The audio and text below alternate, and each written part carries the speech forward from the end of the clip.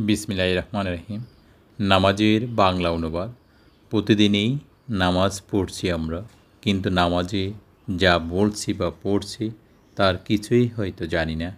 অর্থ না জানার ফলে আমরা কম বেশি সকলেই নামাজে সঠিকভাবে মনোনিবেশ করতে পারি না।